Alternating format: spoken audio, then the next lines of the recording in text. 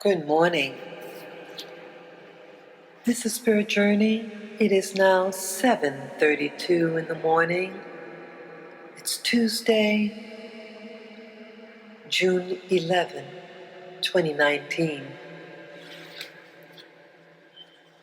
I want to talk about David Icke and maybe some other people out there, speakers, people who are known in the media. Yeah, I was introduced to David Icke quite a while ago. I was at this job back then. I used to do security guard work. I worked downtown. I think this was the downtown location. Oh no. This was location around 34th Street on the west side. And this individual, he, a tall fellow, he was a teen. I think he was 18 or 19 years of age. He was very big for his age. He was from Haiti. And I was one of the older people there. I was in my 40s. This was a while back. This is around, it was after 9/11, incident. So it was, it could have been around between 2002 and 2003, because I'm not sure at this time whether I had moved into my own place. I moved into my own place in 2003, but I was still working at this place. So anyway, this individual had a book, and it was one of David Icke's book. It was the one with it was yellow, and it was about I think, was it Alice in Wonderland? It could have been that one. And he said, hey, look at this. That's all I remember the conversation, really. And I know once I did move into my new apartment, got more settled, I did buy some of his books. I don't remember which bookstore I went to. Yeah, I went to bookstores back then. You had you had some really nice bookstores in New York City, and I had bought about 3 of his books. Yeah, okay. I bought his books because I remember I remember putting the books on my bed to read. And my room at that time was in 2004. Yeah. So I at least bought the books in 2004, and then I started reading it. Uh, had put them on my bed. It was a whole bunch of them. And I know that there were at least 3 of his books. The one that had the lizard on the front cover, something with the word loop in it, time loop, and then the Alice in Wonderland thing, and the 9/11. So it was like 3 of his books. And I think I also bought what was that now? The Beyond the Pale Horse, something like that. The author, he had passed away. Well, the author of that book about the Pale Horse, he was killed by police fire. Yeah, I was introduced to that book from another black person. It was a black female. And unfortunately, she had passed away about a year after I met her. It was very hard for me at that time. It was awful. She had passed away in a car accident. She was a very hardworking black woman, very nice person, very, very nice. She was very nice. And where I lived at the time, she had showed me the book. Hey, look, I got this book and blah, blah, blah. And I was like, yeah, we were in Harlem, I think. She had the book. She showed me her book. She took the book out of a locker, and she was showing me the cover. I remember the cover. And I think we went to Harlem one time, and there were these books. Yeah, the street vendors, the black vendors with their tables on 125th Street. And she pointed, see that book, blah, blah, blah, blah. And so when I got to moved into my own place,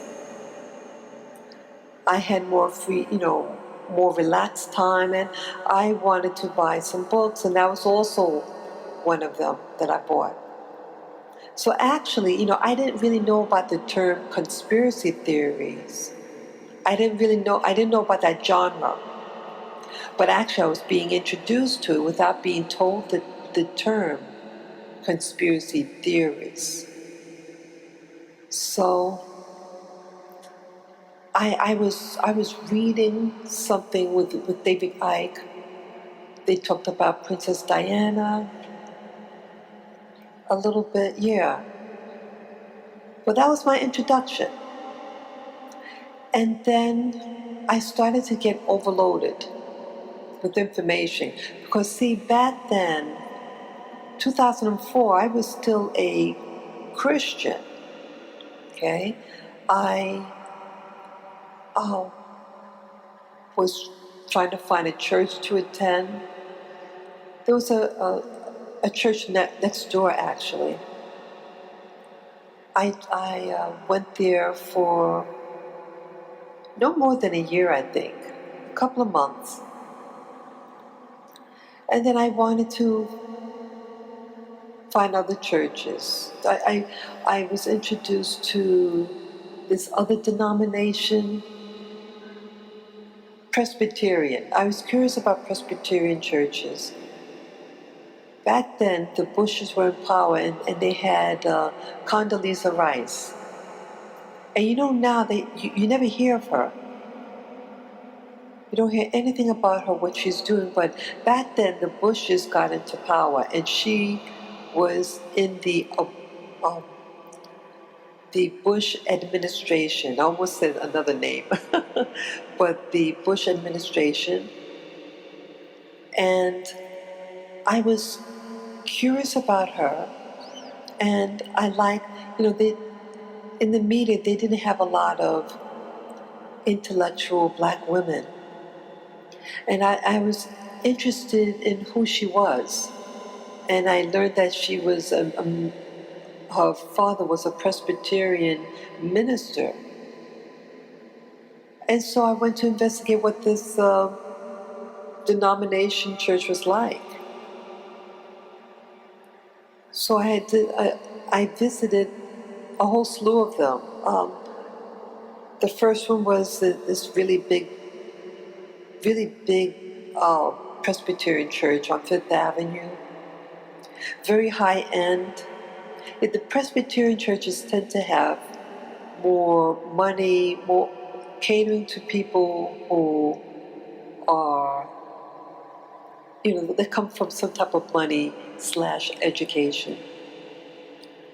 I didn't feel comfortable with that one. I said, well, let me check out some others. There's just one church, and the churches were getting from bad to worse.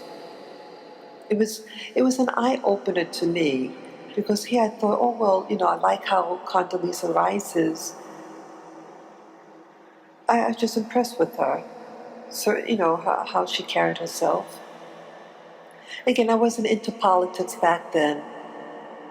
I was looking for other black individuals, and again, I had returned back to. I know I'm jumping a little bit all over the place, but it's all going to come in.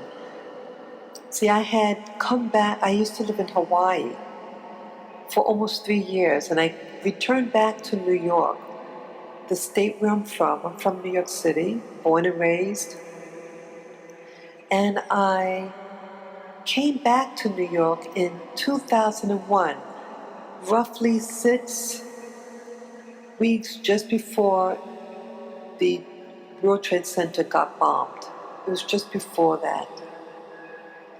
and things were very problematic, trying to find work, and then I needed a place to live. Yeah, it wasn't a good time for me at all.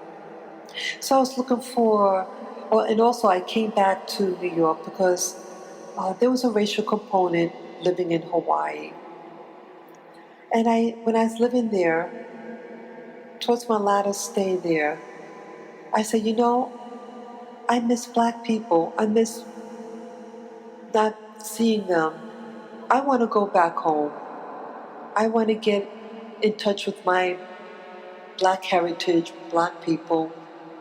So I came back in 2001, and then the 9/11 thing happened when I was trying to find steady work and all that.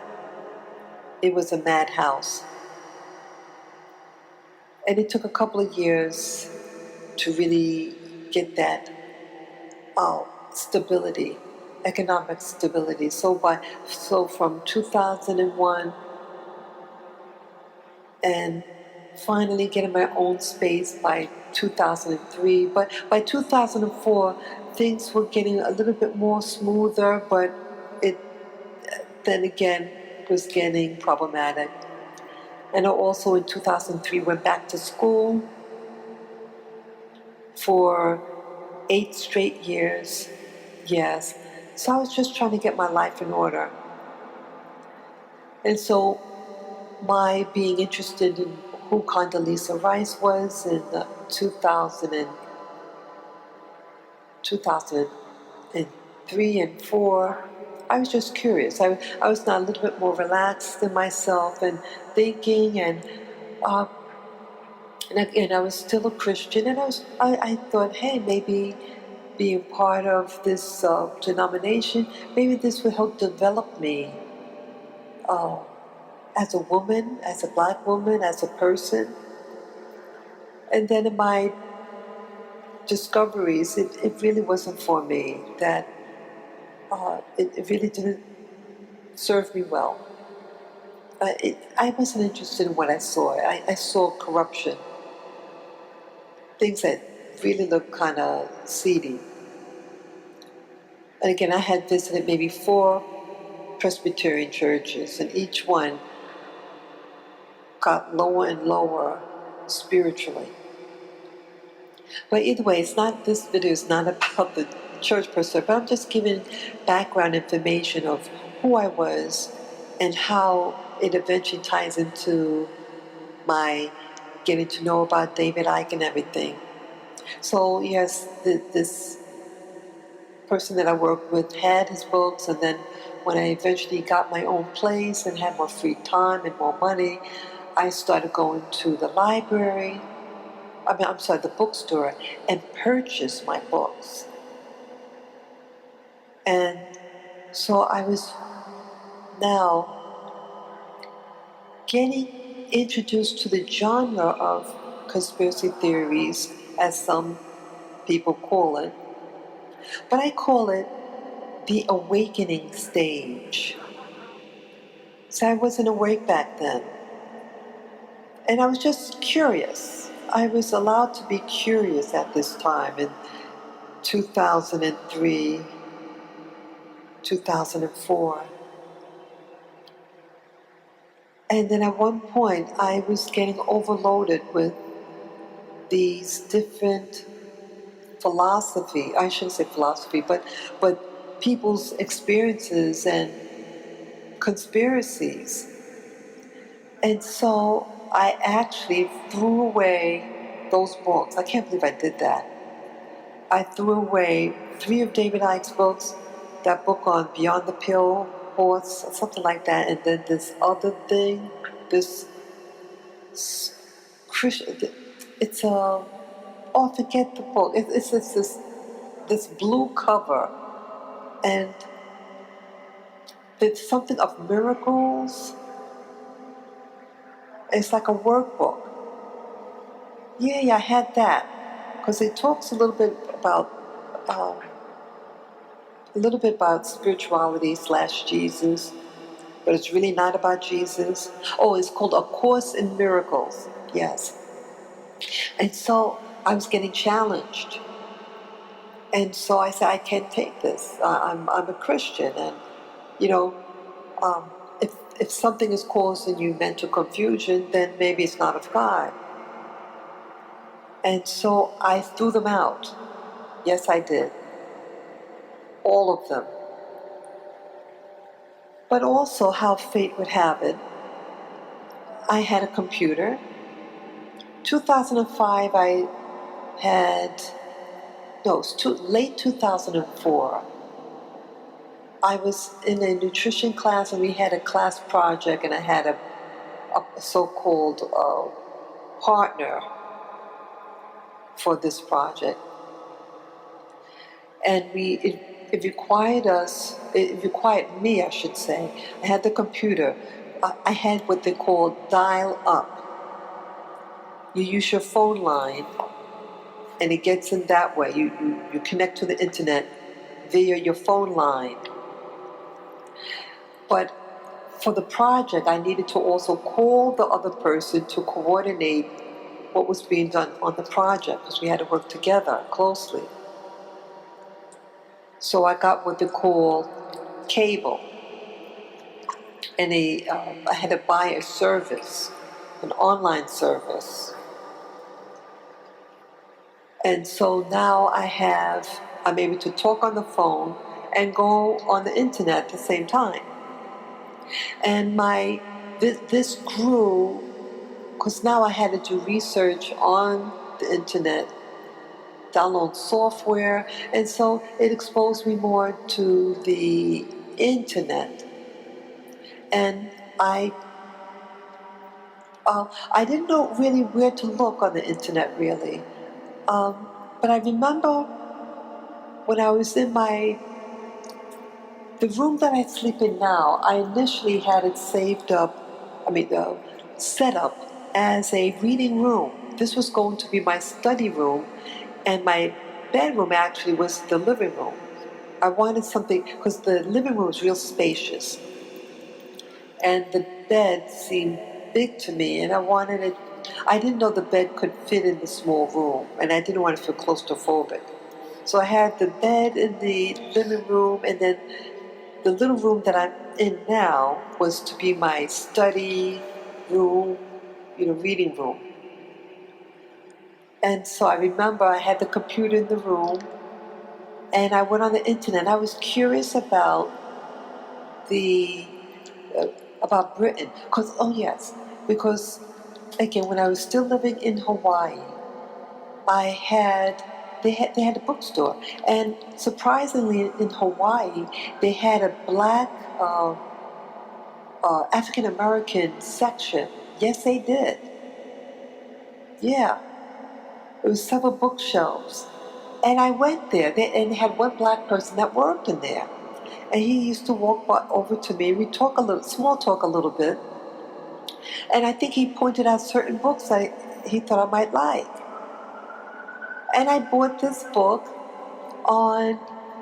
It was written by a black author, black female, and it was the I think it's the Black Woman's History or something, and it's almost like a cartoon book, and it had little stories about black people that uh, mainstream wouldn't know about. And one of the people that they talked about was, I think, Princess Charlotte. I think her name was Princess Charlotte, or Queen Charlotte. And she was what looks in the drawing, what we would call today a light-skinned black woman. Her features her features look like my face. If I were pale looking like that, it looked like my face, basically. And she was an individual that lived in this, what was that? Oh, what was that, the 1600, 1700? I forget, but I'll have to look that up. And she was supposed to be of she was royalty, but I think of the Portuguese royal house of Europe. And the book, how it made like a joke, like, oh folks, don't get started, but did you know that so and so was a black woman, something like that. It was supposed to be comical, the book, uh, you have to see it. But either way, so I had gotten that book. I almost forgot that I had gotten that book. Yeah, it's just coming to my memory now. But yeah, I had bought that book. And so I said, hey, let me do a search on this person. Let me find out about, do they really have black people in the royal family? So it's more curiosity. And again, I wanted to learn about who I was as a black woman. Okay? So my initial exposure coming back to New York was about learning about my black history, black people, and things hidden from the mass black community, America as a whole. So slowly I really am being indoctrinated to accept that there are things that are not mainstream. And then doing the project in school with this other person introduced me to the internet a little bit more. It was opening up doors, and but I was still a Christian. I said, well, see, I was still locked. I was curious about other things, but then I was that religious program was coming in strong. And I used it as a foundation to sit upon. I think religion was my foundation. And so I think keyed in. So I didn't know about Google, but I remember I keyed in something, like keywords. And I remember this religious program called TBN. Uh, and so I started watching this on the internet. Yes, by 2005, because now I had the cable internet, so I could talk and go on the computer, and I was able to stay up late on the weekends because I was a student.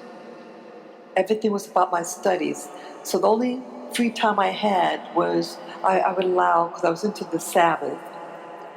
I would, but I would, but I would. It was, I think, Friday night. Yes, Friday night was my TBN night, and they had black people on TBN. They were the singers. And I was fascinated to see black people in the media, because it wasn't that many in the media back then. Not that many. And you only find them on Christian shows, things like that, singers. So I would spend the night, Friday night watching the program, and I think Saturday I would just sit in bed on the couch and read, things like that. And that basically was my day. And I wasn't sure was I in church yet, like, because church was on and off, because I was church hopping at one time. So I would stay home and just read my Bible. So so on those moments where I had the free time from school, from my studies, to go on the internet. That's when I would go on. And so my initial search was, about, what's that, Princess Charlotte or something like that. She looks like a black woman. Some of the drawings, she looks like a black woman, a light-skinned black woman.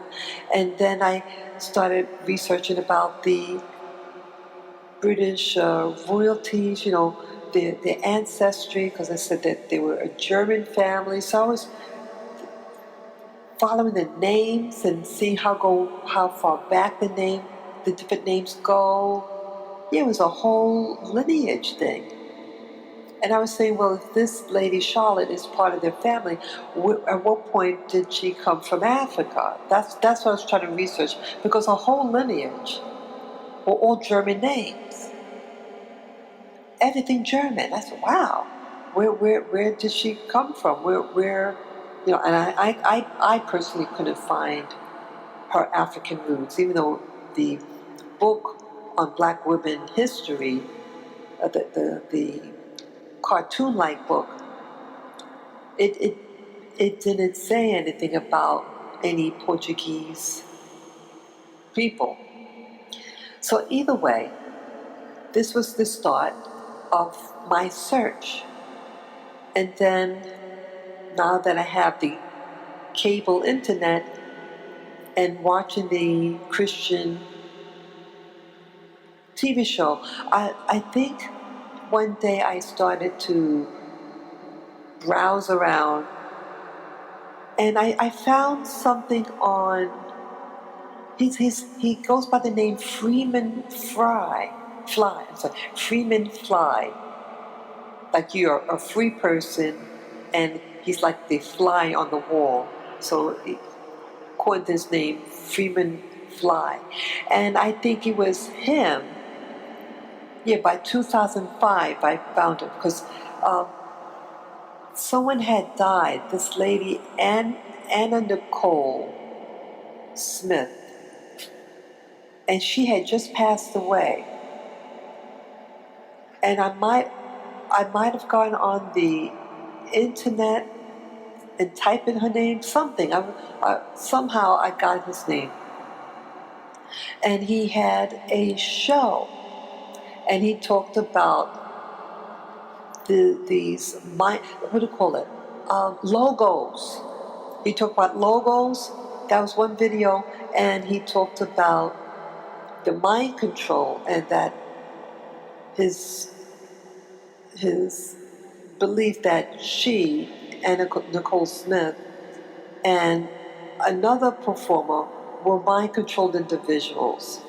It was really wild. And then something about the Bohemian Grove or some type of owl thing in Texas.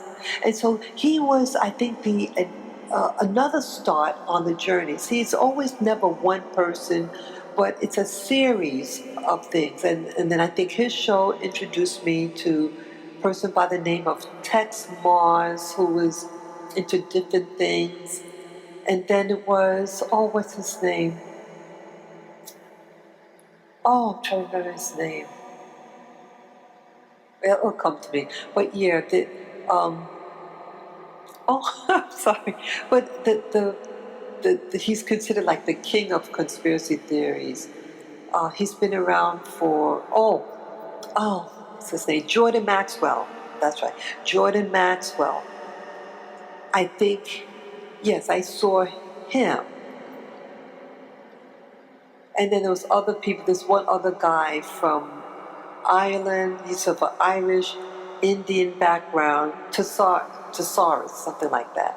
Yeah. So all these people now were around the same time, 2004, 2005. And I was getting challenged with all these new people. And then the books that I was reading with David Icke and Beyond the Pale Horse, it was interfering with my so-called religion around 2005 or 6 now. And then I threw away his books. I said, this is getting me confused. I think I was continuing going to church. Yeah, I think I was going to church or church hopping and continue my studies this is my full life school at that time, and I just take like a day off to just do anything. And then I was still doing the religion. I found another religious broadcast show. He came in on Wednesdays. I no longer watch him. I'm not going to even give his name, but I was fascinated initially with him. And he was into that. I believed him.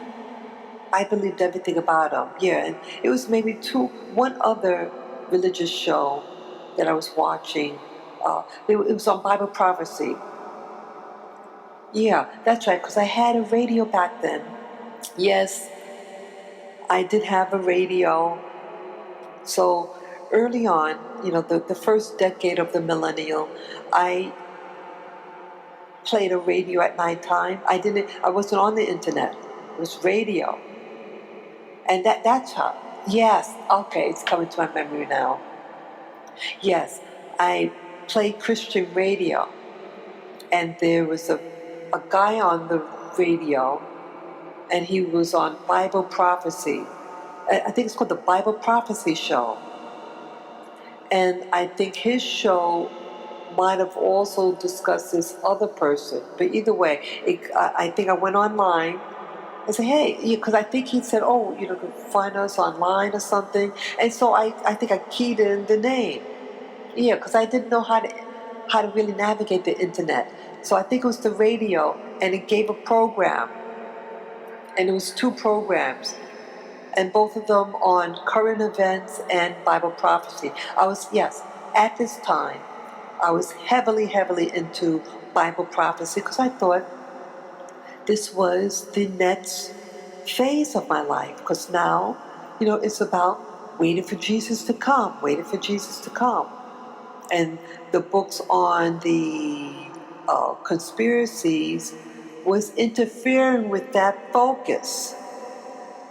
It interfered with it, and it was confusing me because here I'm supposed to wait for Jesus and just pray and give nice prayers and wait for Jesus.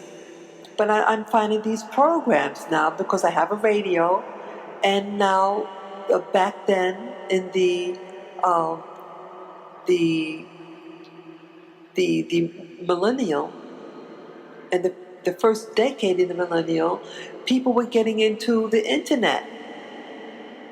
It's becoming more mainstream, and so the radio would give different websites, and so I typed it in, and then one thing leads to another, and another, and then YouTube, because sometimes when you press on uh, a link or whatever, it was a video, and that video was a part of YouTube, and so this whole YouTube genre and everything, it grew. I didn't understand what it was, and how do you get on YouTube and to watch it directly? Because I always had to follow the same steps because I didn't know how to navigate. But I remember, okay, when the day before I did that, I went on that side, and that side led me to that side, and so on and so on, and boom, boom, boom, and that's how I got onto YouTube channel. So it's about progression. What I'm talking about now is about progression and how I progressed in knowledge about how to navigate the internet, how I got onto certain channels or certain websites was through this process. And so now it's interfering with my belief system about, because the only thing about Christianity now is just wait for Jesus to come and go to heaven. But that wasn't happening. It was interfering. And so I threw away the books, and then, oh, what year was it now? Yeah, so I did graduate in 2011. It took many, many years, and then I still had to study for this licensing exam, but it gave me some free time.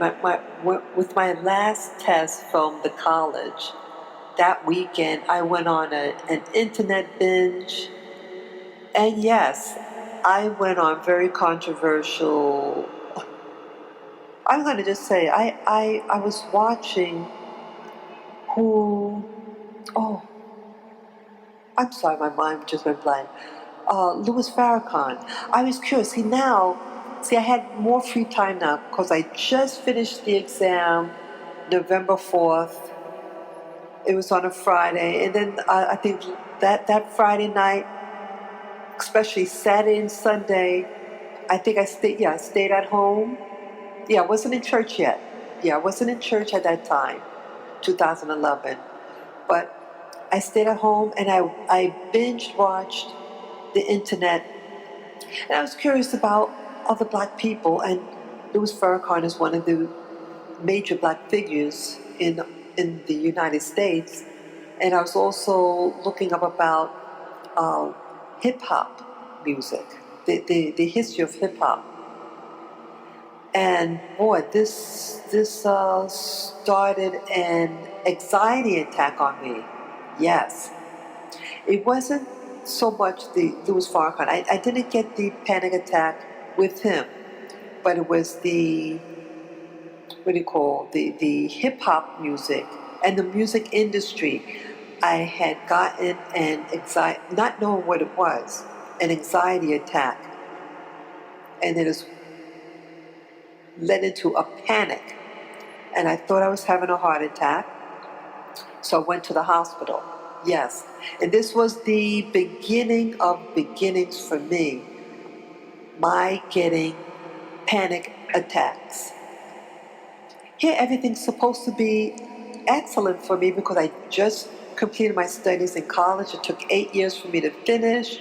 I was 8 years behind a textbook, had no real free time, just maybe one day out of the week, and just maybe listen to the radio, or then when I got my computer, go on the internet. But it wasn't like a full day binge like how it is now. But yes, this was a beginning, and it shook me to the core. These anxiety attacks, and not understanding why this would happen. But I'm wondering now in hindsight whether I was being monitored about who I was watching. But it was actually the videos on the music industry that had the initial that anxiety, not Louis Farrakhan. But I was watching both of them extensively. But now was the second portion, which was the uh, hip hop music, the history of it, and black performers in general. But again, I was interested in uh, the black community and everything, and so since now I graduated and I have more free time, and I want to get it, tap into the community. And there was something else I did. Oh, okay, so that was too late. That was November 4, 2011. And then the anxiety attacks. And then February, so now I was being treated for anxiety. Um,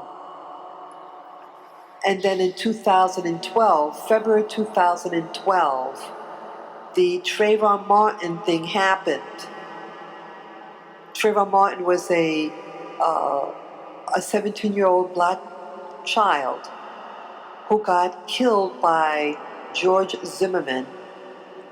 He's a mixed race fellow, I think an Ashkenazi father and a Peruvian mother. And he was living in Florida, this George Zimmerman. And he had racially profiled this teenage boy who was minding his own business and called the authorities, the cops. And again, he never knew this person, never talked to him before. And he called the cops that this person, this teenage boy, was suspicious, I don't trust him, and all this crime in the neighborhood. And so he disobeyed police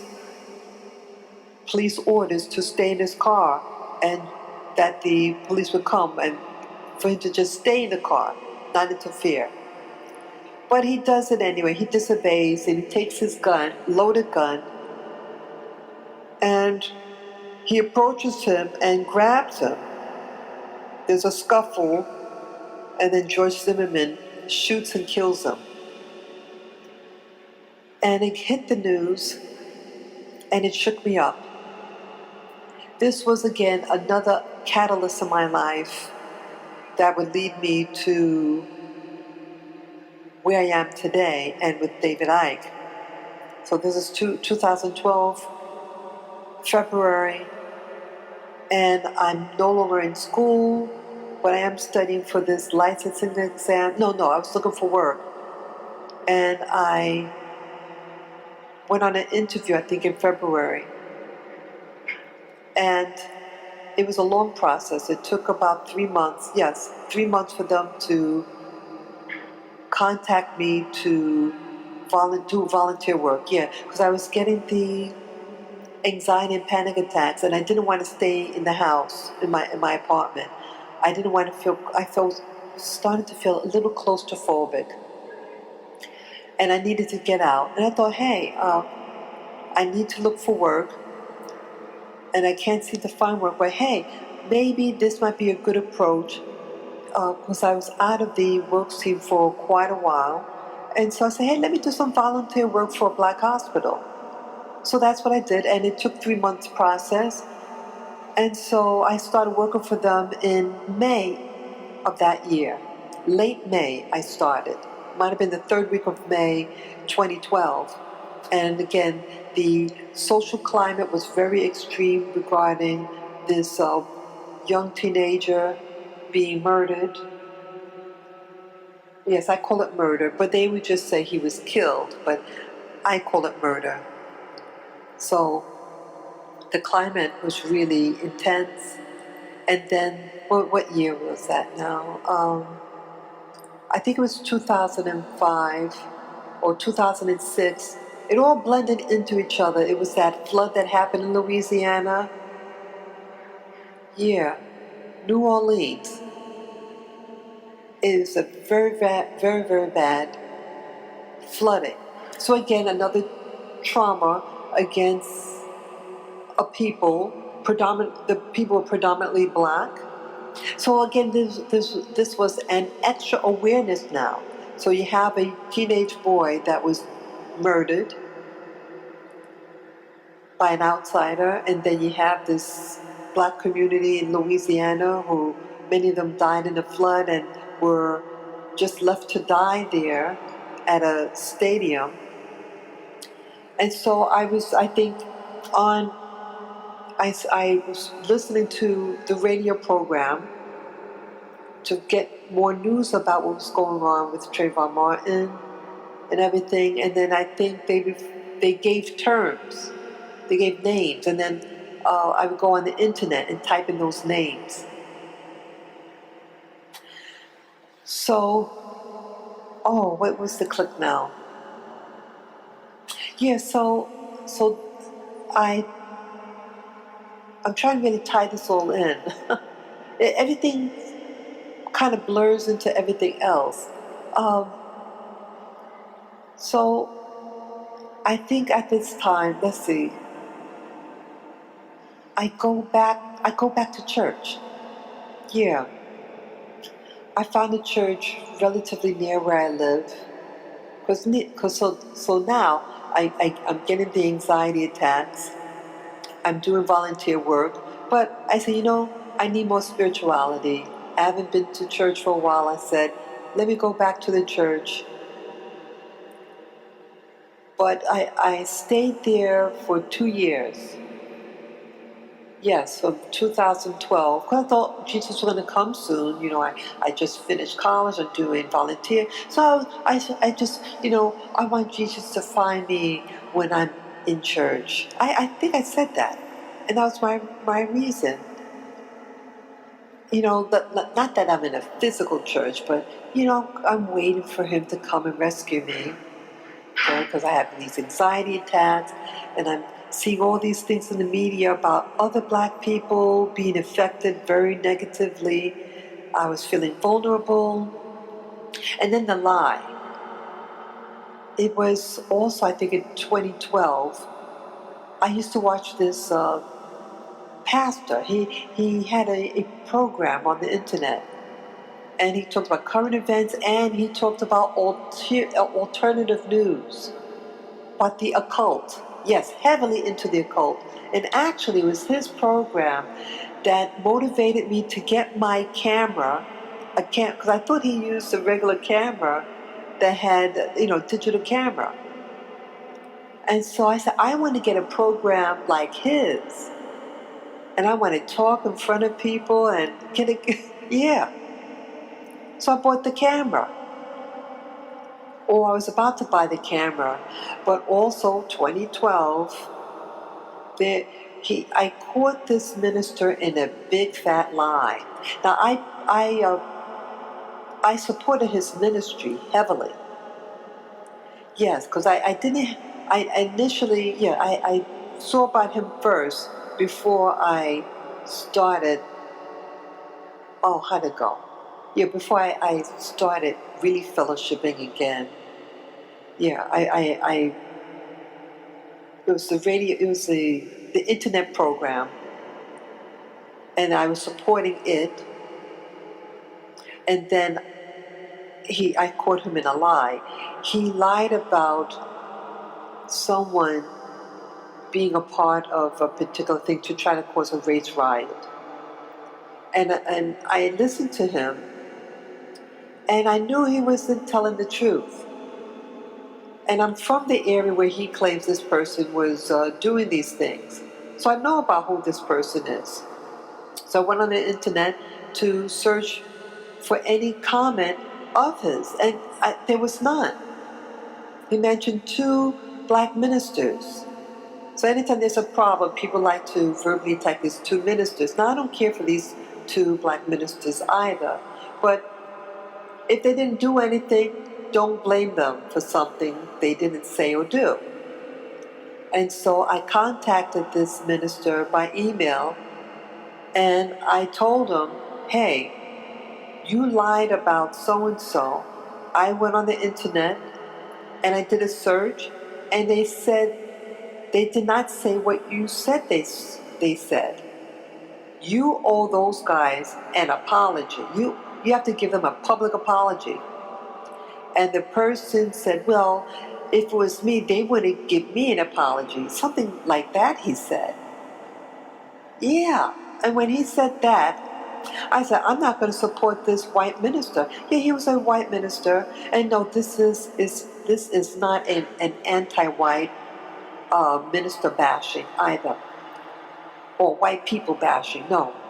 He was just so happened to be a white man who is a minister, who I financially supported for a couple of years. And then I decided to stop supporting him when I caught him in a lie, lying on 2 black ministers. So that was the beginning of, hey, I supported this Christian church, and I thought he was all about God. I believed him. This spirituality. He was the true church, but he also was into the occult information, conspiracy theories. I think he used the term conspiracy theory. I think I might have learned that terminology from him, actually. But I watched him for months. I thought his work was fantastic. I loved his work. But that was a rude awakening. Him. Almost forgot about him. Yes. And so I stopped. I also stopped watching him. Yeah, I was hooked on his program and this other white minister. Most of the ministers back then that I found on the internet, they were all Caucasian. And that was another awareness. I said, how come I can't find any black ministers? So again, this was around 2012 with this guy that lied on these black ministers. And I found a program on the radio, political, that talked about it. And I said, let me go to another church. I want to go to church because I still was in religion and had more free time since I graduated. And so I find a church, and there was another black person who died, a famous singer. And that shook me also to my core. It was Whitney Houston. She also died in February. See that how things are grouped together, folks? I know I'm long-winded, but everything is tied in, and the timing. So you had two deaths, Trayvon Martin, a young black teenager, and I was concerned about the safety of my black nephews who were around the same age. And then Whitney Houston dying, and I felt vulnerable as a black person, very vulnerable and scared. I never had this type of fear before, never. I mean, I was a shy person, but not this type of fear in my body. And so I'm back in this new church because, again, the pastor that I was supporting and using him as my minister, you know, getting religion and spirituality. I stopped cold turkey on him. I stopped watching and supporting his channel, and then I started another physical church near where walking distance from where I live, and I was still trying. I was trying to stay busy, very busy, and I got on this crochet club in the church after a year attending, but I wasn't being fulfilled. And now it's 2012, late 2012. And I mean, I like my pastor, but I was not into this black awareness now. I was doing volunteer work at a black hospital. I was concerned about the Trayvon Martin who got killed by this outsider who just stalked him and killed him. And then the thing with the Louisiana and those blacks there dying. So I said, I don't feel comfortable in this church anymore. He wasn't a black minister. And I'm seeking. I said, it's stagnant. I felt stagnant. And so this, I think, was another major milestone for me. See, what I'm learning now is that I had to release one thing in order to embrace another. You can't be married to two things. It's one or the other. And religion for me, I have my Bible, and I know that God is with me, and so I don't need the physical church, but I had enough of this formal religion, and I was searching. And so I think I keyed in about, I might even keyed in the term black minister or something, and I found some black ministers. This one guy by the name of Charles, the other black minister who, he died maybe 1 or 2 years ago of cancer or something like that, or AIDS. I forget his name. The muscle guy, him. Um, some other, the Hebrew Israelite movement, 2013. Um, I was getting into the Hebrew Israelite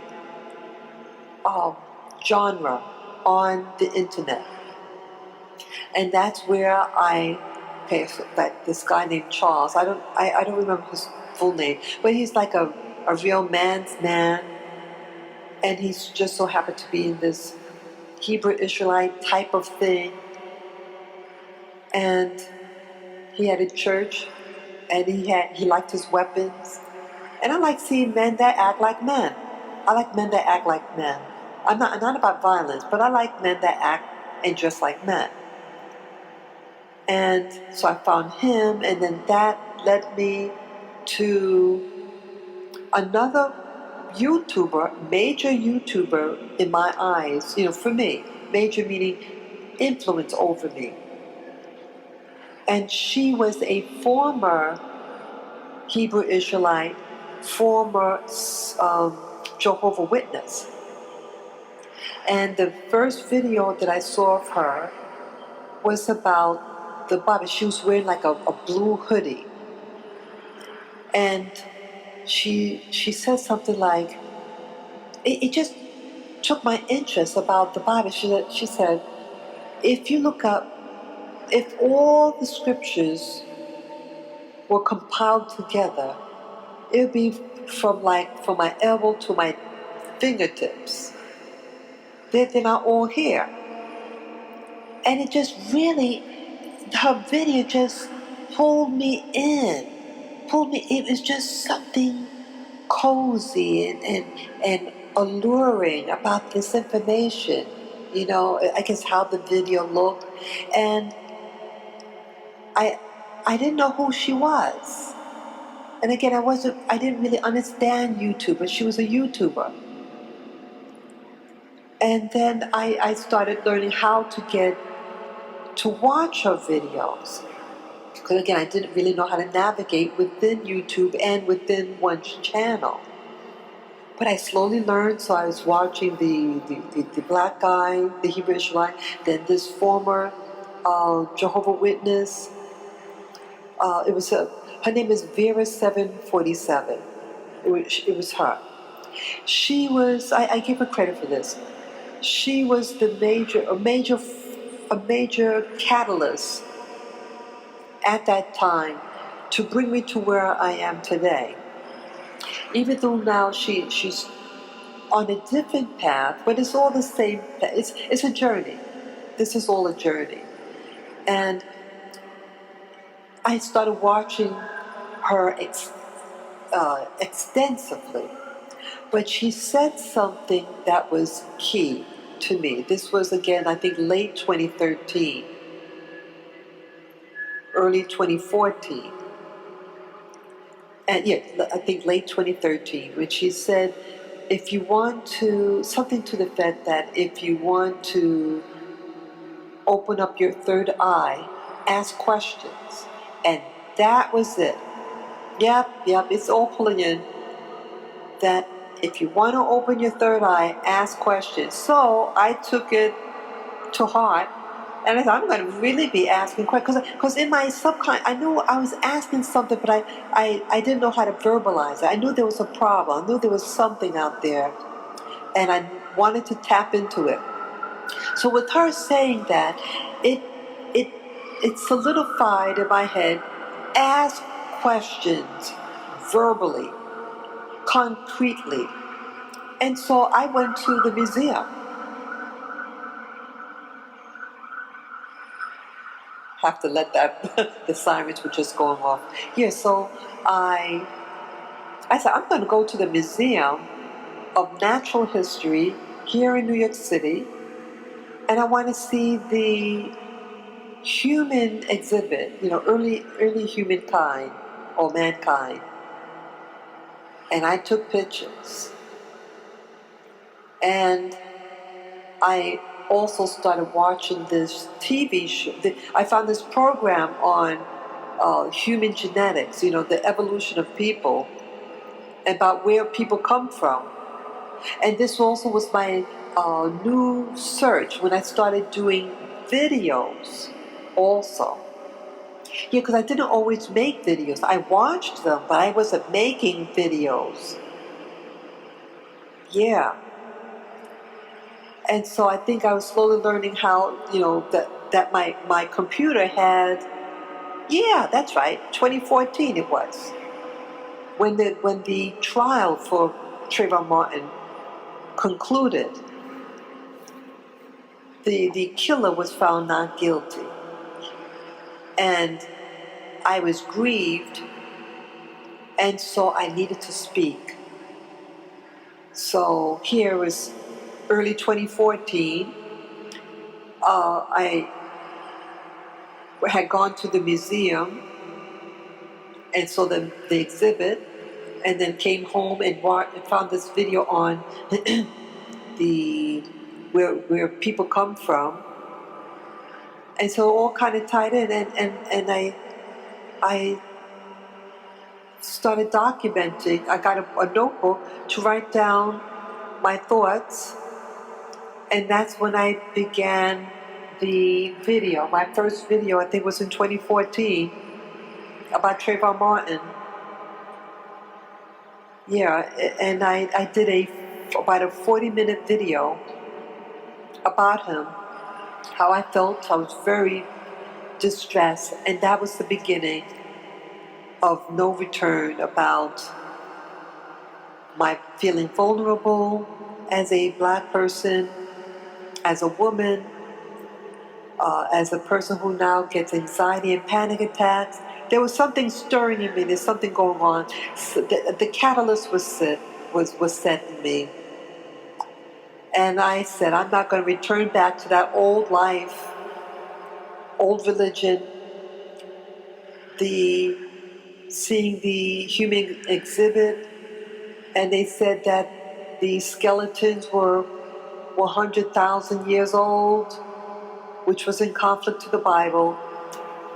And I started asking questions now, since there's a Vera 747 said, you want to open your pineal gland? And yes, I wanted to open up this pineal gland. And so I started asking these quite direct questions. And I stopped going to church. And then by April of 2014, I did an official meditation. And I saw things. I saw the geometric shapes. Yes, like a long chain of rectangles, like a stream. The colors were red and green with a black dot in the center. And then I saw a human face in this meditation session. And that was the beginning of, I guess you would call it the paranormal. Seeing, or metaphysics, I should say, metaphysics. And so I learned then that life was more than it was telling me, that I knew of, I should say. So that's 2014. And so I continued with this fellow YouTuber, Vera 747, and I saw she was on a journey. And so she helped me through this period, my watching her. And she was also the first YouTuber that ever wrote me back. I was learning how that you could make comments. You could comment below. I didn't know about that. And I remember I learned about this function, and I wrote a little something, and she wrote me back. So she made me feel connected. And it really motivated me to stay with YouTube and on this journey, because she definitely was on a journey. I didn't know where it was going to lead to, but when now 2015 is approaching. It's now late 2014, and she's coming to the peak of her theme of discussion, and then she lets it out in late November, the last week of November 2014. Yep. And it shook me. It shook me. She had a book. She's an author now. I got the book the week of my birthday. It could have been on the 3rd. My birthday's on the 5th. Her book was about God and religion. And that book got me in another panic attack. I had to put it down. And I even told her, I said, I'm getting an anxiety attack reading your book. I can't read it all. And I also got to meet her too in April. Yes, I got the book in this December 2014, and then 2015 in April. If I made an incorrection earlier about my official meditation, it's April of 2015, not 2014. If I said that, no, I meant to. I think no. My correction. I have to make a correction again. It was 2014. Yes, it was 2014 because 2015 I did something else. But all still blends in. Yes, it was 2014 with the meditation. And I was now trying to process her book, trying to read it, and also at this time I was getting distracted. There was another incident that happened within the black community in 2014, yes. Remember, it was about V. Stiviano. And V. Stiviano, a woman of mixed ancestry, black and Mexican mix, and she was allegedly the mistress, girlfriend, confidant of this uh, white Jewish man who owned a basketball team, and most of his members of this team are black. And he said a racial slur and hostilities against this one particular a famous former basketball player, and it hit the news, and this owner of this team got booted out. And the comments of this man upset me, and again drove me more and more to um, it shook me up. And when I learned that the woman, I'm sorry, after he lost his position, um, these black women went on a date with him, on a vacation with him. And I had this channel back then called Black Warning. Again, my awareness, since 2012, I had this channel that was about black interest, black news, and all that.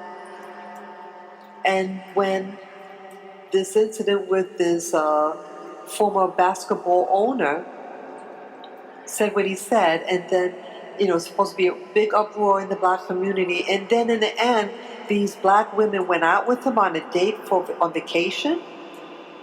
He's an 80-year-old man, and these are with young women, black women. I said, this is baloney. This is baloney. I said, I don't need this. Here I'm fighting for for us, the black community, and you're going to stab me in the back and go out with this creep solely because he got money? I said, you deserve him. So I stopped putting up videos on that channel, and then I created Spirit Journey channel. And I said, I need to focus on my spiritual path and not these black issues anymore. I mean, not like that. If you're going to sleep with some guy that does this to black people, you deserve to be where you are. That was my logic back then.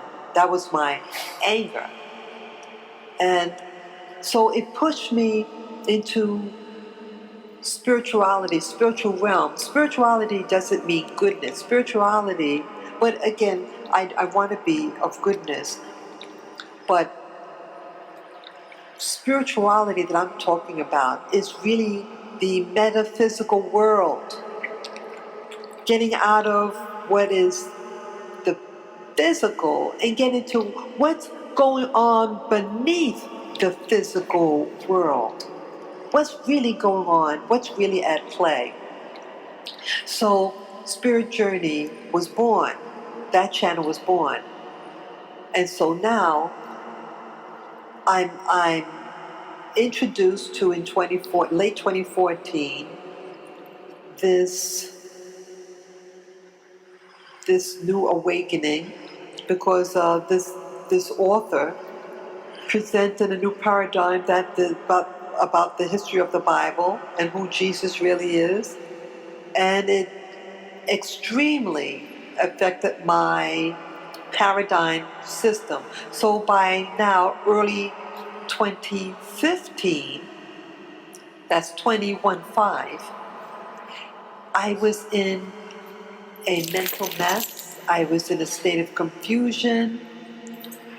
But this was really the beginning. And so by April 2015, to try to help cope, because I couldn't really read the book, help book and understand, because it would get me anxiety attacks. I felt I needed to race to the bookstore, and bingo, I know it took a while for me to get to this point in this audio. But see, I do this audio for me also as a diary. And I think the listeners of this audio file should also do the same for yourself. Is to help you gather your thoughts, to understand what's happening, so then now you can take more deliberate steps in organizing your life.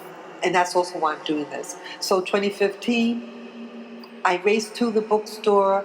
It was the bookstore on the east side I went to.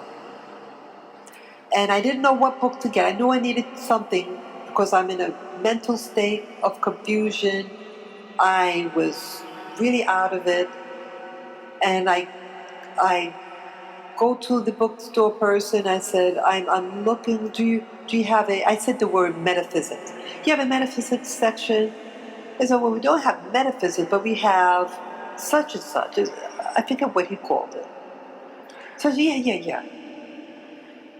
And so he brought me over to the section. He says, oh, do you have a particular author in mind? And I really didn't know what to say. And I was maybe a little embarrassed to say what I wanted to say. But I just said, oh, how about David Icke? Because I remembered him in the past, maybe 10 years prior.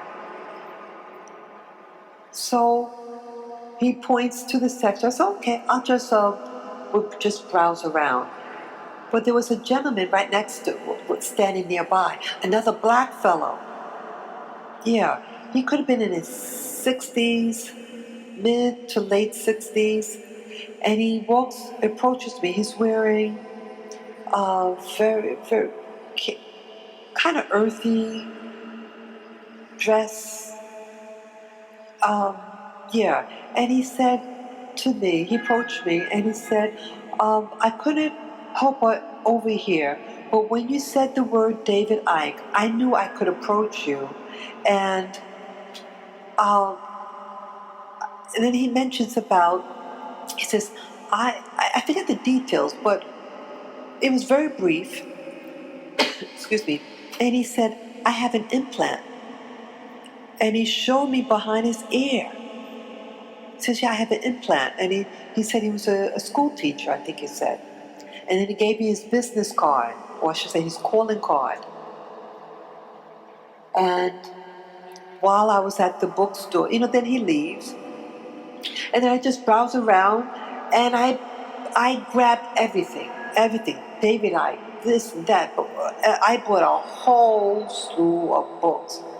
It could have been 10 books, and they were heavy. Or even more, it could have been more than 10 books. They were big. And I walked it back home, bought them, and I walked home. It seemed far, but I did. I didn't know what I needed. I just know I needed to look at something. And that was the beginning of reintroducing David Icke to my genre. And I knew I had to do something. And yes, so I was doing excuse me, the ayahuasca. Yeah, 2015 I also did ayahuasca. Yep, that was in May. So April I bought the books. May I did the ayahuasca. And it also turned out that David Icke did ayahuasca also. So now I started watching videos on David Icke. And then a year later, 2016, I continued watching him extensively. And then I went to his lecture for the first time. Yes, he gives his money's worth. So, and then, yes, also 2016, he had a book, really big one, but everything you need to know, something like that, everything that you needed to know but you didn't ask or something like that. And that came out April 1st. So April, and then his lecture. So now I'm back on David Icke. And since then, I bought uh, more of his books, and I started buying a lot of books on the metaphysics, paranormal, just everything, everything. So really 2015 was my getting the information, because I knew I needed to do something, and it kind of calmed me down a little bit. But so, now what does this have to do with David Icke? Because I wanted this, I know I'm on a while with this audio, but it's all good. It's all good. It's to really explain me, and it's also probably explaining you, and that's why you're listening to this audio file. Now about David Icke. What's happening now with David Icke? Well, he's there's more interviews now with David Icke. Yeah, a lot more interviews, current interviews with David Icke. And David Icke has a movie out. I downloaded the movie over the weekend. Yes, I did. Yeah, I thought it was going to be in the movie theater, but no, they had the intro done in the movie theater. But it's actually something that you can download on iTunes. And that's where, at least that's where I got mine. But I started thinking with David Icke, it's hard to really explain, but when I bought the movie about his life over the weekend, this past weekend, I started thinking, is something up? I feel something is up now. I feel like he's winding down. Okay, he's been at it now for close to 30 years. And it's really starting to take momentum. What he's talking about, everything is coming to I think, a real fruition. That he was the flower in bud, and now it's coming to its peak. I perceive this. This is what I perceive right now, that something is about to happen. And I feel that something is to happen with him. And I hope it's all good. I wish him safety. I wish him a lot of safety. I don't know. But that's why I'm doing this video. And I know I was long-winded, but he's coming to his own now. He's in essence being accepted now by mainstream. That you can mention the name David Icke and not have a laughter, but now be a serious contender about reality and truth. And this movie really validates him as a valid and a professional investigator of the world system. He's not a buffoon. He is someone that is speaking truth. And I'm wondering, well, okay, why did the system allow him to get this far? That's also my curiosity about him. That he is relaying a lot of information. And again, he was talking about initially, because initially when I first heard about him, what was the focus was about the reptiles. And I think that's what disqualified him from mainstream, that terminology. But now Why didn't they get him then, this system? Or even now? And I say it like that because I was also introduced to what they call the super soldiers about 2 years ago. Okay? And one of the super soldiers, Matt Spears, or people believe that he was murdered. He died a very, very mysterious death. And they said, well, they didn't want him speaking his truth. But what's the difference from Matt Spears and David Icke? Whether you're a soldier or whether, they're all connected. And so I didn't see anything out of the ordinary, but he did pass away. I remember David Icke saying that because, like, he had someone looking over him. I believe with David Icke, when he mentioned about the incident that happened to him when he was alone in his hotel room or when he went to the bookstore, this presence, I believe this presence is a person and that he was being targeted. I don't think it's some God force. No, I believe it's a person. I believe it's a technology. Because remember, David Icke talked about he went on this trip. I think it could have been Peru. Yes, it was Peru. And he just had this urge to walk on this particular section. And then his legs was like lead and he couldn't move. He was standing, but he couldn't move his legs. He was stuck there, and that this electrical force went through him. I believe that it's like this, it could have been like a satellite. He was tracked down. I believe. He was tracked into, I think, going down there. He was led to go down there by this awareness leading him there, just like he was led to that book. And he calls it synchronicity.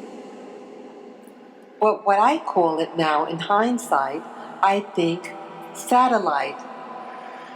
And that they could talk to your consciousness in an unconscious way and direct you to go to a particular place. Maybe some people might call it spirit guide, a spirit guide, or an angel. I call it intelligences and technologies. Because all with this genre now that I'm exposed to the past 2 years, like the super soldiers and then these, what do you call it, the voice of God technologies, all these science technologies. And it was just a year ago when I got targeted at a restaurant, and it's just by chance that I was even outside with this other person. And why not any other time? I discuss in the privacy of my own home and these topics. I watched them extensively on YouTube about these technologies and the blood types, the O negative blood types. I watched it extensively. So why is someone or something preoccupied with a one-on-one conversation and zap me?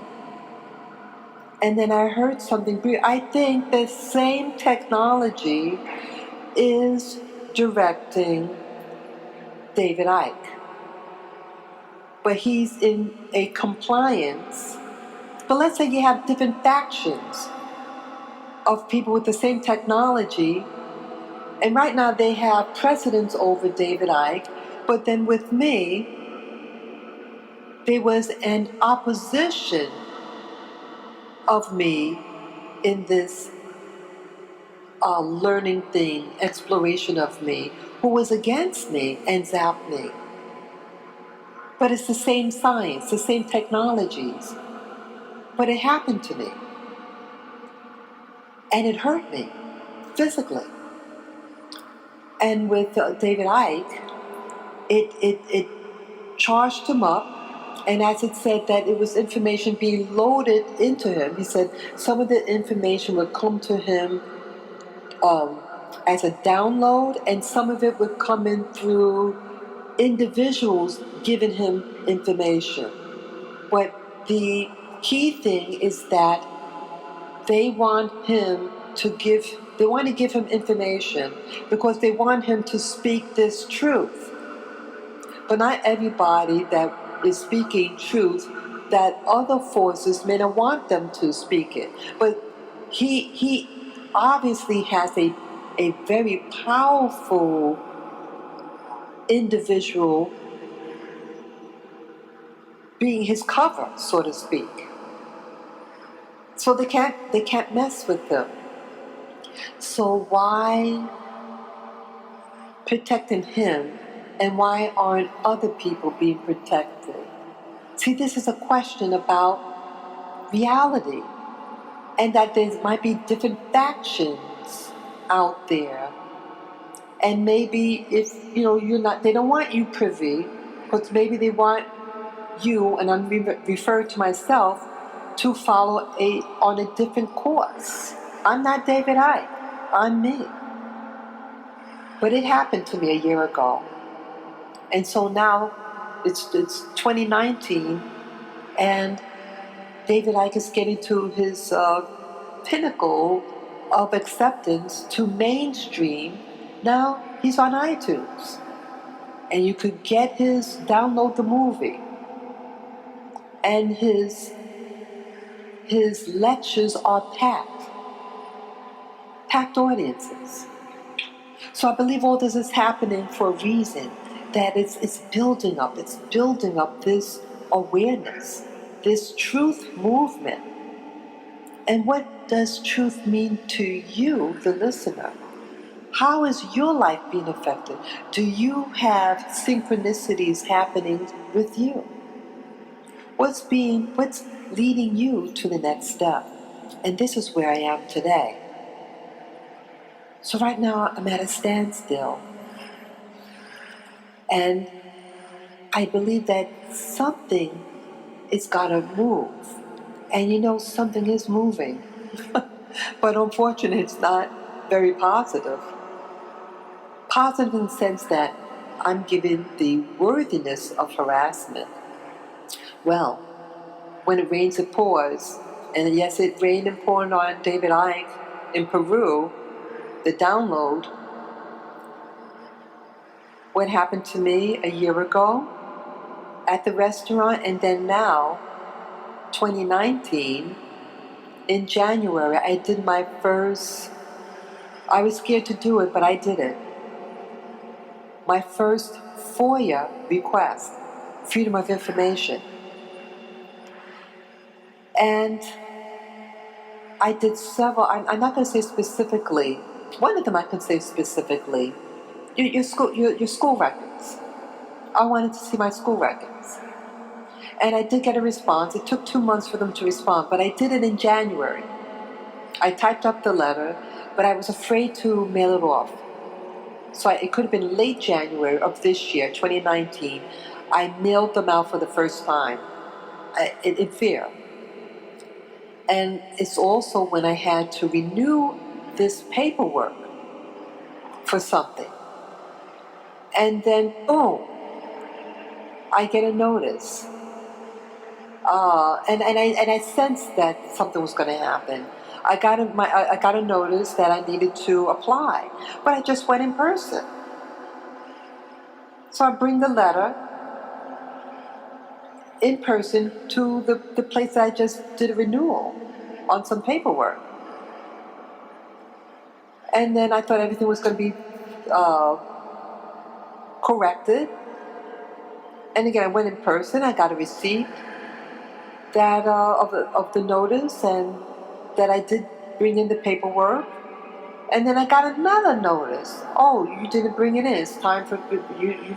Oh, you need to bring this document. We need a copy of your lease. And so I went back again. Then I get a third notice. And again, went again in person. And in addition to this, I wrote the address of where these letters, the notice letters, are coming to me from. And I wrote them a letter, certified return receipt. And I support with the supported documents. And then I did it again about 3 times, certified return receipt letter to them, and going in person again to the place that I initially filed. And then I did a one step further. I wrote to the commissioner of that department, and it's the Department of Finance. Okay, that's government. Well, I get a letter yesterday, no, 2 days ago in the evening, I open up a letter. And it's them denying me my benefit. Could you believe that? So yesterday morning, I went back to them, that agency, submitted the letter, the notice that they're canceling my application because I didn't get the paperwork in. And I sent them my proof. I sent my whole file. And he made copies of my certified return receipts, everything. And he says, I have to, he used the terminology that he's going to actually email that division to look into this matter immediately. And I told him, look, I even wrote the commissioner. What's going on? Why is this happening? So he said that hopefully at the end of the week he'll contact me and give me some type of response. So why am I sharing this story? Is it a coincidence? Is it a coincidence that in January I mail out the inquiry to various agencies, and one of them I did mention about my school records, from the time I was a child, and others, and then this thing with the Department of Finance benefit that I get, and then the harassment that, oh, we didn't get your claim, we didn't get it. And each time I'm sending it to them, certified return receipt, and going in person also, and get the official. I knew that was going to happen. I knew that was going to happen. And I know there was something else. Yeah. I believe that, the other thing about my YouTube. I can't go on YouTube. I cannot upload to my channel, Spirit Journey. They're punishing me for a week, and I know it's inevitable that they will close my channel. I have almost 1,000 videos. Almost 1,000 videos on my channel, and they're going to close down my channel because what I said was they said it's a violation or a hate speech. Isn't that something? Isn't that something? That's the climax to this audio that I'm doing now. I know this is long, but see, I'm giving this out for a reason because, see, you people, you have to document. And a lot of black people, we don't document things. You need to start documenting, whether it be an audio tape, whether it be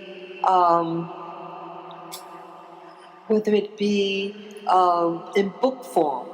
You need to communicate and you need to document so that when you're not there, it speaks on your behalf. It teaches. It could instruct.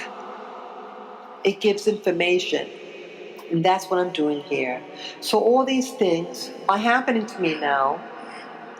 This is a journey that I'm going on.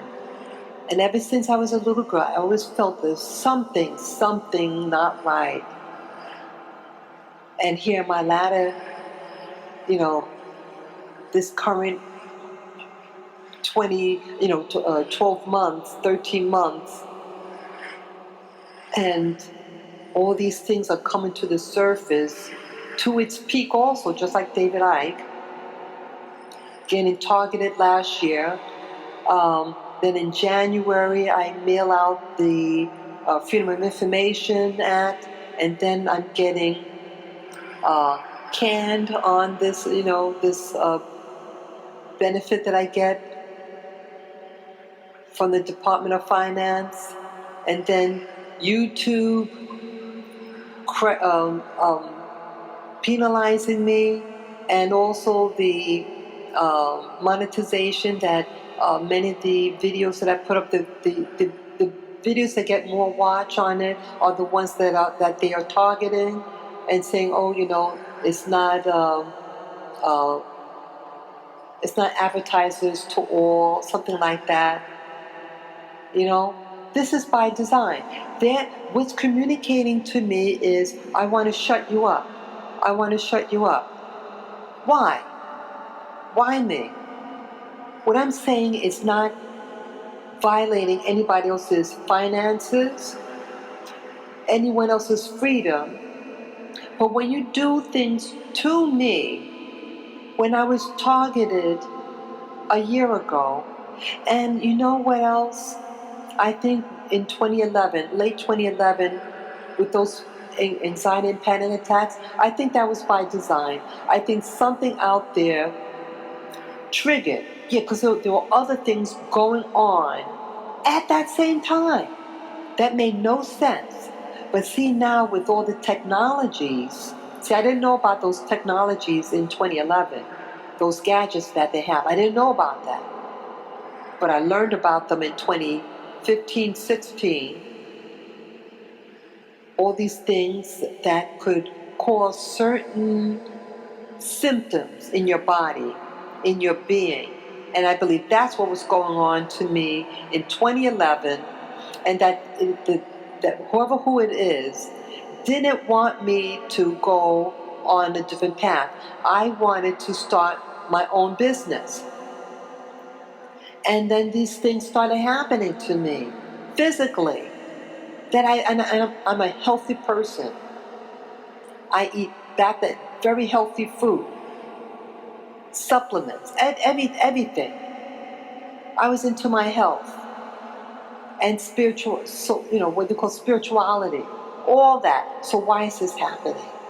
See that? Because I believe in hindsight what's happening. That same person that interfered with me about 13 months ago at the restaurant was the same type of individual or people that was messing with me in 2011. But I just didn't have a name for it. It's all of the same, and they say, no, we don't want you to have your own business. We're doing a study on you. We're studying you. And all these other physical things, like the vibration that I have to the lower spine, the base of the spine, all this all of a sudden. And that started in 2016. See that? See how everything is in close proximity? It's in close proximity. Yeah, all this weird stuff. It's not by chance. It's all by design. Some of us are followed and being studied by who knows who. Are they scientists? Are they spirit beings? What are they? It's out there. And so, tying this in with David Icke has someone following him. David Icke is on an assignment. Again, with him, he started out as a footballer. And then early on in his career, he develops a condition that would seriously jeopardize him being a footballer. And just like me, I wanted to start my business. Isn't that nice to a black person starting their own legitimate business? And boom! And my school, the thing that I majored in, it changed the rules. I didn't get into this particular program, the internship. And then to get a job in my field, you need your license. But for me to get the license, the internship, well, I don't qualify for the internship. But yet they took me on the program. And then and then dropped it on me. Just like that. And then I was going to go into a new field. I said, okay, well, I have some money. I'll just go in a new industry. Then I said, wait a minute. They can do the same thing in this new industry. They said, oh, we changed the requirements. You need this other requirement to get an entry job. So I said, forget this. That's what's happening to me, folks. I'm documenting this to let you guys know that this life that I'm living, and possibly your life as well, is being monitored, is being studied, and you're being orchestrated and controlled. And I am waking up to it, and I don't like it. So these are the parallels that David Icke has about him starting out and then something interfering and tapping into his life and bringing him to where he is now. And the same with me. But in addition with me, they say, no, you're not going to do that. So it's like, what do you want me to do? I'm not just going to sit here and do nothing. That's not me. The search goes on. So I hope you people out there who are listening, I hope you understand what I'm saying. I know this is a very long video, and I didn't know I was going to kind of go off topic a little bit, but it's still keeping on topic because this is my reality and this is news. Start analyzing your life. These things are happening for a reason, and the forces at large are trying to say, we don't like what you're saying, girlfriend. Be quiet. I have to really do some real evaluation on my life, and we're to tap onto that higher power, my higher consciousness. I don't want to waste my energy either. As the expression goes, it's either you're going to pee or get off the pot.